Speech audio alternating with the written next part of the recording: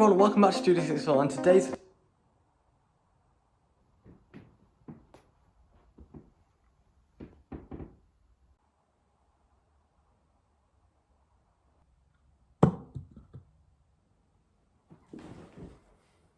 Hello everyone, welcome back to Studdy Sports, and today's video I'm going to be giving you 10 ways to improve your LEGO MOCs. If your MOCs are looking a little bit like this at the moment, then hopefully these 10 tips will help you fix those terrible MOCs. By the way, I'll probably be doing a part 2 of this video, so if you don't want to miss out on that, make sure to hit that subscribe button and leave that notification bell on so you don't miss anything. And without further ado, let's get into the first tip. So my first tip is colour awareness. So if your MOCs are looking a bit like this with all these random colours all over the place, then this is definitely something you want to fix. If you don't have your colours sorted, then I definitely highly recommend doing that. So once you've done that, you should be able to start actually using the different colours that are appropriate for your build. So anyway, let's move on to tip number 2. So although it's super tempting to fill a whole grey base plate, the sheer amount of space may seem overwhelming, and it's harder to focus on small little details, especially once you start running out of brick. So that is why I recommend starting off with smaller MOCs. So these can be as big as you want, but I would recommend like starting off smaller and then getting bigger and bigger as you get to know your part collection. These are also a great way to practice techniques that you haven't tried before, such as like this one's for terrain, as if you mess up, it hasn't ruined the whole MOC and it's just like a little tester MOC for you to try out different things. Another benefit would be that it doesn't require many pieces, meaning you can kind of use any piece that you want for anything, which is really good. Now this next one's quite hard to show unless I build an entire MOC, so I'm just going to show some images on screen. But a major thing you want to be thinking about of your MOC is the layout, like if it has any buildings, where are they going to go, what do they affect if they're in different places, and you really want to plan out how your MOC's going to look,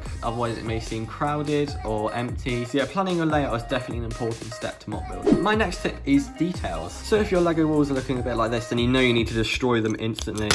Just simply because this is a waste of space in a MOC that could be detailed, which would make the MOC overall much better. This, however, is a much better use of your space and makes the MOC much more interesting to look at. This also helps to break up the flatness of the wall as well. So yeah, this tip is a very important step to making your MOCs looking much more interesting. So once you start doing this, they should start looking a lot better. Next up is quite similar to this, but it is texturing. So say this is the floor of your base. This is again a waste of space in your base. This is just so uninteresting and it's definitely in need of a lot of texture. Now you might be wondering, how am I going to get texture on a flat surface? Well, luckily LEGO make a wide variety of flat snot pieces, such as the grill pieces, different angled pieces like this, and also using different colours. Now of course you want to be colour aware like I mentioned earlier, but this is definitely a good combo. This just makes your floors much more interesting and makes your MOC much more interesting to look at. So tip number 6 is originality. So you might think that basing your MOC off someone else's really good MOC is a good idea, but in fact it is a terrible idea.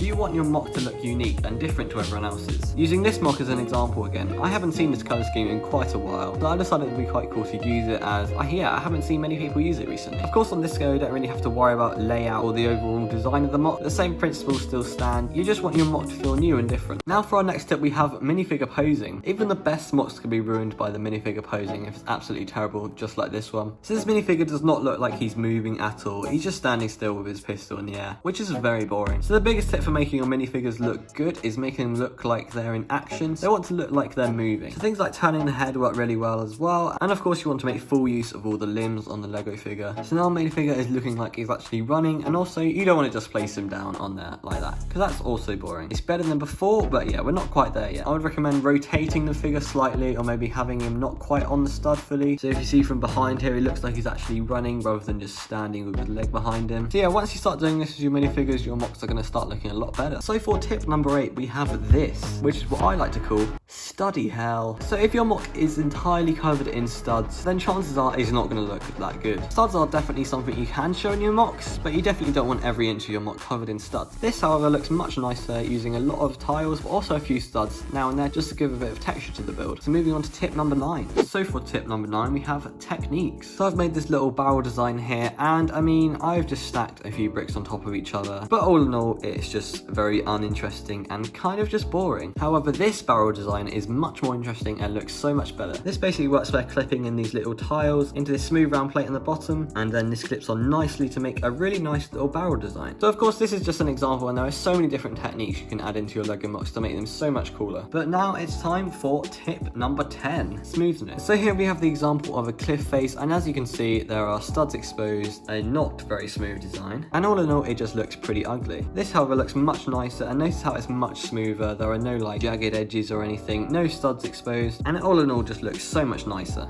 If you don't have enough slope pieces to make something like this, then I definitely recommend buying some on either lego.com or Bricklink, because making mountains out of bricks just doesn't look nearly as good as this. So there we have it, guys. That is 10 ways to improve your Lego MOCs. If we get to 100 likes on this video, I'll make part 2. Thank you very much for watching, and I'll see you in the next video.